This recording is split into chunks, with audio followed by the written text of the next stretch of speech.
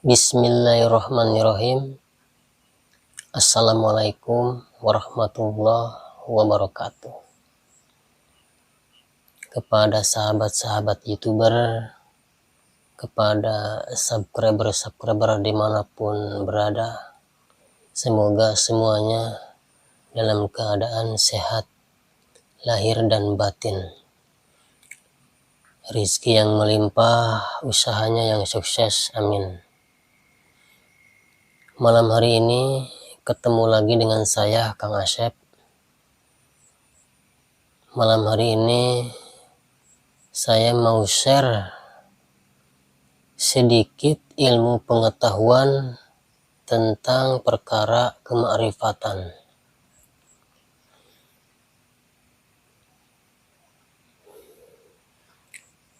Saya mau membahas tentang tingkat makom kemarifatan seorang hamba Allah. Mungkin saya tidak bisa menjelaskan dengan secara cepat ya, karena perkara ini perlu kita bahas dengan secara pelan-pelan, karena takut ada kesalahan dalam kata-kata saya, takut ada kesalahan dalam pembahasan saya. Perlu dengan hati-hati, karena takutnya video saya ditonton oleh orang yang benar-benar awam ya dalam bidang ini. Jadi video ini khusus untuk orang-orang yang berpengalaman ya, orang yang berilmu pengetahuan. Tetapi bagi orang yang awam ya, mudah-mudahan sedikit-sedikit juga mengerti ya. Ya seperti itulah, takutnya salah paham gitu ya, salah tangkap. Biar nggak salah paham, tonton ya video ini sampai selesai.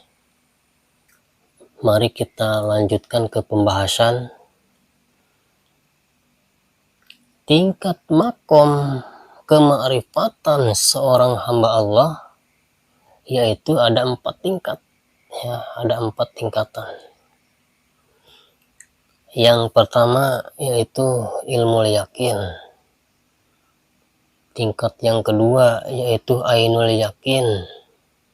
Tingkat yang ketiga yaitu hakul yakin. Tingkat yang keempat yaitu al yakin, atau sering disebut oleh para ulama yaitu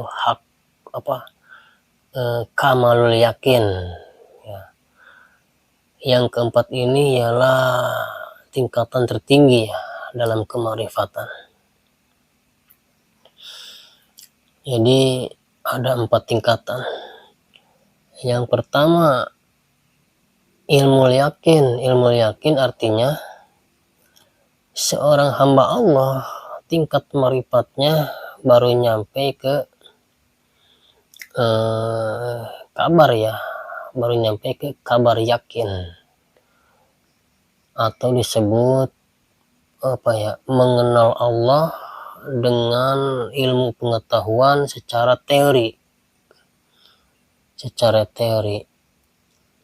Seperti misalnya baru mendengar kabar dari orang lain ya, mengenal Allah itu baru kabar dari orang lain, yaitu Tuhan kita itu yaitu Allah.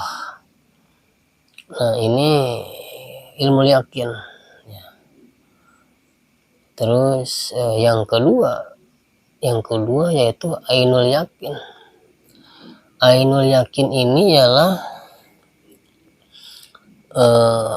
mengenal Allah dengan mengetahui atau punya pengetahuan, baru nyampe ke mengenal sifat-sifat Allah ya, mengenal sifatnya. seperti sifat 20 ya, mengenal sifat wujud, qidam, baqo, dan seterusnya. Atau mengenal Allah, mengenal sifatnya, asma'nya, mengenal af'alnya, itu baru nyampe ke apa namanya, ainul yakin. Ainul yakin. Nah, tingkat yang ketiga yaitu hakul yakin. Hakul yakin ini sebagai saksi ya, menyaksikan adanya malaikat, adanya iblis, adanya makhluk-makhluk gaib. Bisa melihat ya, melihat hal itu. Hakul yakin. Jadi oleh Allah Subhanahu wa taala dibukakanlah mata batinnya sehingga bisa mengenal makhluk-makhluk gaib. Terus yang keempat ini, kamalul yakin ini.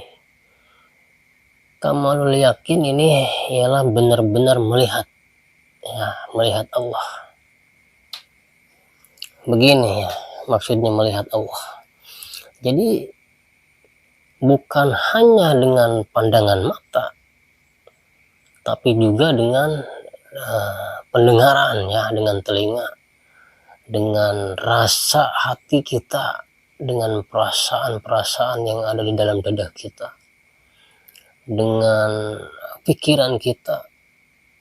Jadi bagaimana caranya ini bisa melihat Allah? Jadi orang yang sudah nyampe ke kamal yakin, setiap apa yang dia lihat ialah Allah. Setiap apa yang dia dengar ialah Allah. Setiap apa yang terjadi, maupun terjadi yang baik maupun terjadi yang buruk, yang terlihat tidak ada lagi selain Allah. Jadi setiap apapun hal-hal yang terjadi, Allah, Allah, Allah, Allah. Begitu mahabbahnya, begitu cintanya kepada Allah, sehingga tidak ada lagi yang dia lihat kecuali Allah. Seperti kita mencintai seseorang, kalau kita sedang kasmaran, kalau kita sedang jatuh cinta, tiada lain yang terlihat di dalam pikiran kita, di dalam hati kita. Tiada lain yang kita rasakan, yang kita lihat. Dialah yang selalu kita lihat, kekasih kita. Seperti itu. Jadi kamal yakin ini tingkat yang tertinggi. Apa namanya? Dia merasa fana dirinya, merasa tidak ada. Karena apa?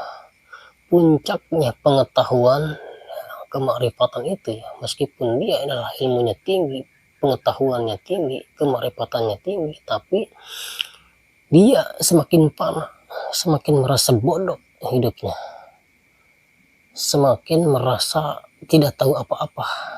Karena apa? Puncaknya pengetahuan yaitu ialah ketidaktahuan. Itulah puncak kemarifatan.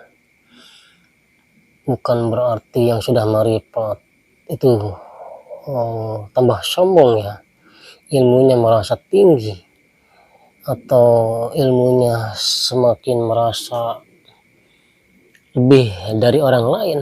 Bukan seperti itu. Jadi puncaknya pengetahuan yaitu adalah ketidaktahuan. Kita jelaskan lagi ya yang 4 perkara ini.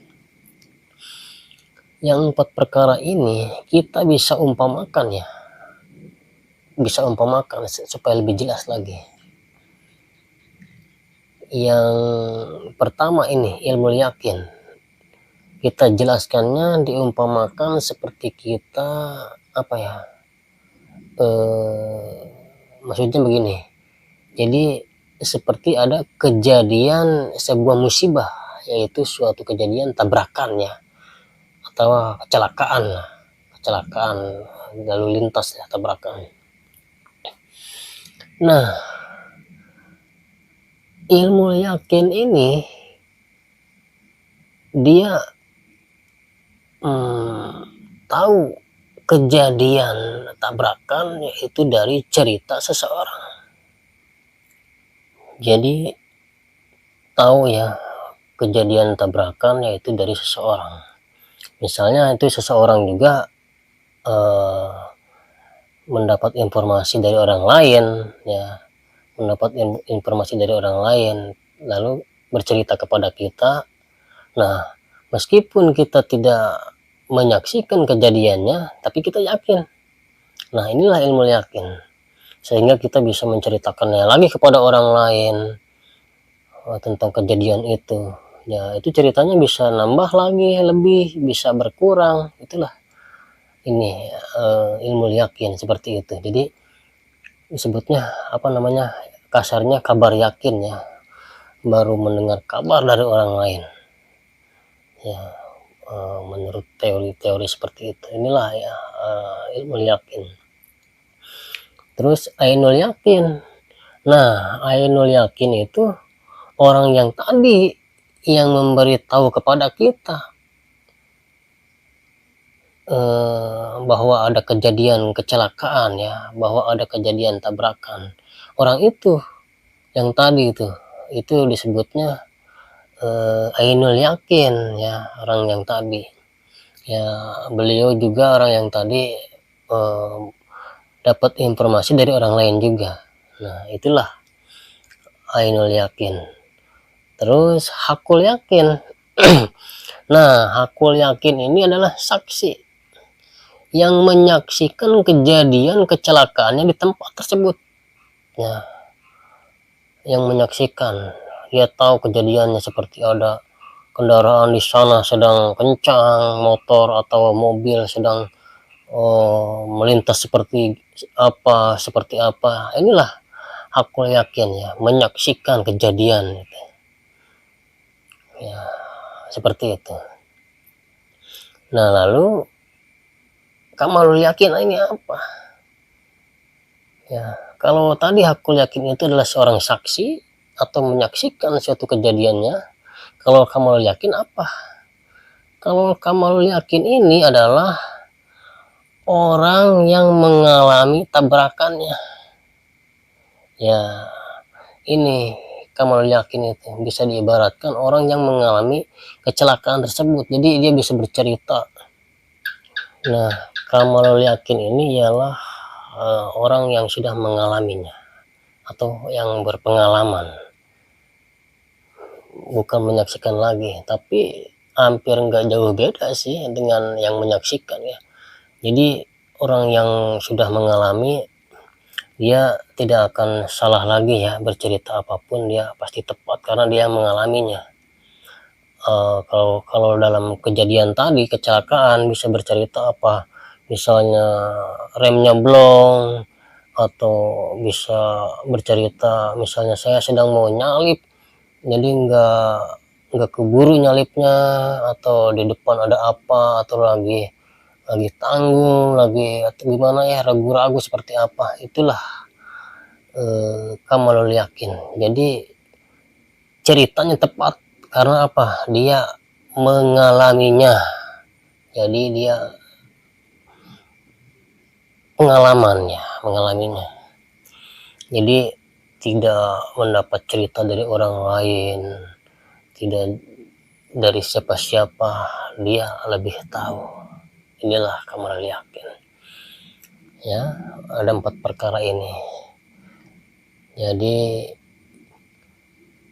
4 perkara ini juga masih ada lagi penjelasan yang lebih jelasnya lagi. Yaitu ilmu yakin ini bisa diibaratkan berada di dalam kalimat la ilaha illallah.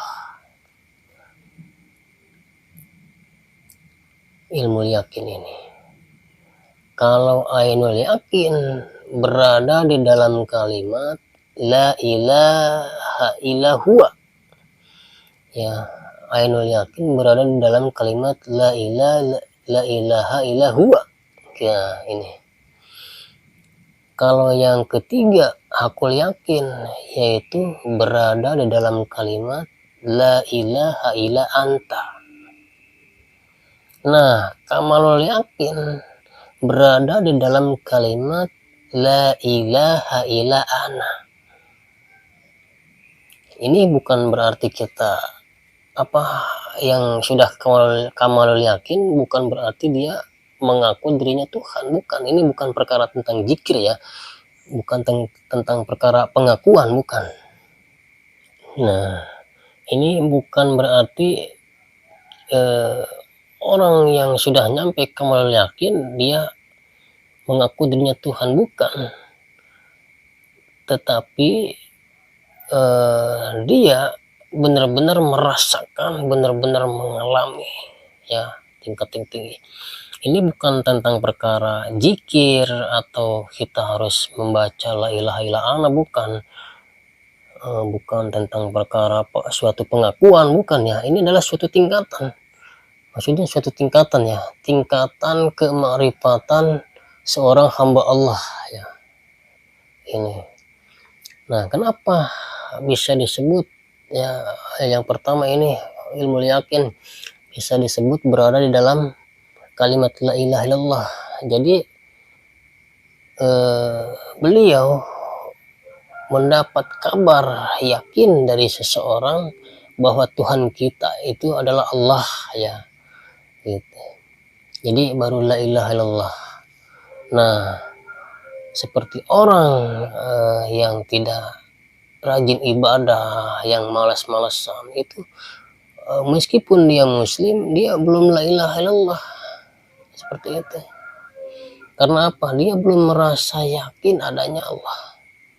Nah, maupun yang muslim maupun yang non muslim, kalau dia belum mengamalkan perintah Allah,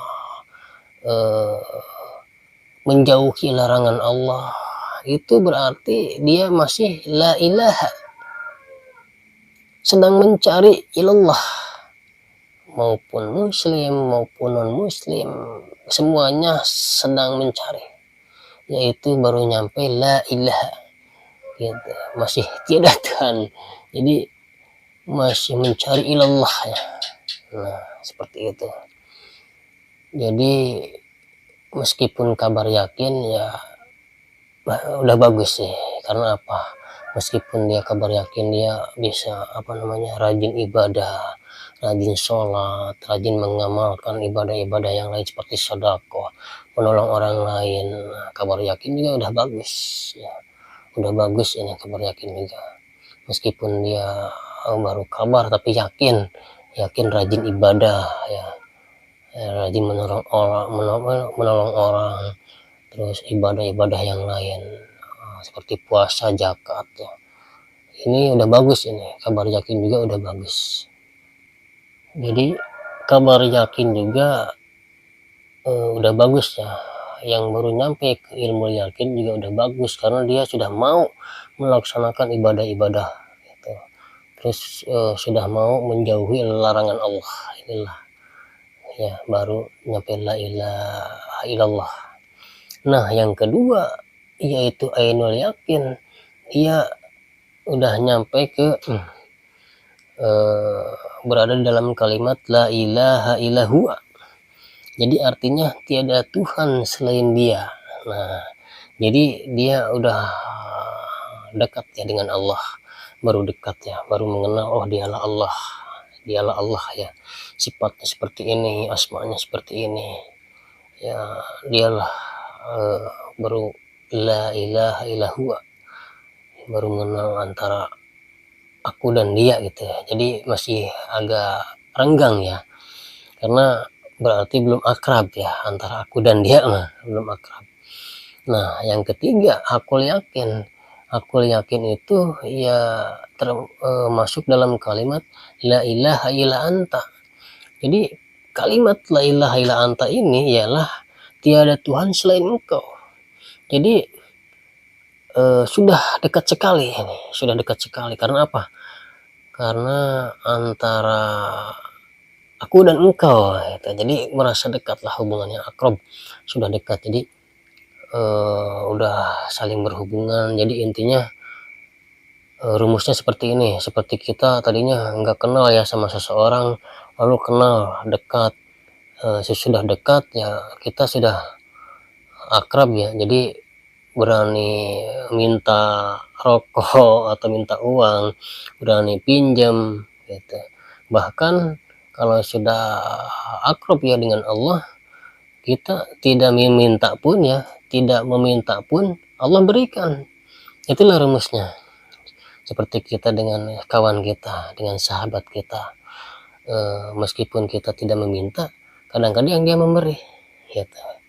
Misalnya nih ada rezeki nih aku kasih buat kamu, ini kamu mau nggak rokok? Nah itulah antara hubungan antara aku dan engkau ya, berada di dalam tingkat la ilaha illa anta.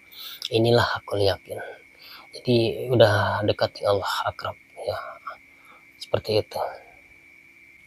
Nah seperti itulah aku yakin. Jadi sudah dekat ya, jadi hubungannya antara aku dan engkau. Nah bagaimana yang terakhir ini, yaitu kamalul yakin. Kamalul yakin berada dalam kalimat la ilaha illa ana. Ya seperti itu tadi. Jadi dia sudah merasa tidak ada, dirinya sudah merasa tidak ada. Yang ada hanyalah Allah. Ya, apa yang dia lihat dialah Allah. Apa yang dia dengar itulah kekuasaan Allah. Apa yang terjadi itulah kuasa Allah. Jadi setiap apapun yang terjadi, setiap apapun yang ada, yang bergerak, yang diam, yang seperti apapun, Allah lah yang terlihat, Allah lah yang terasa. Tidak ada lain selain Allah.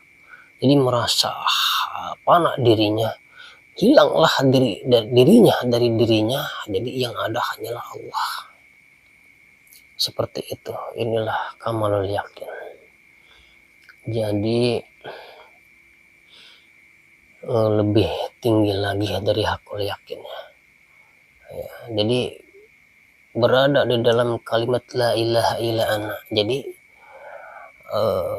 sudah tidak merasa ada dirinya, sudah tidak mempunyai apa-apa, karena puncaknya pengetahuan, puncaknya marifat, yaitu adalah ketidaktahuan, merasa tidak punya apa-apa, tidak punya diri, tidak punya apa-apa. Jadi apa yang dia sayangi, apa yang dia punya, itulah milik Allah semuanya, berada di dalam kekuasaan Allah.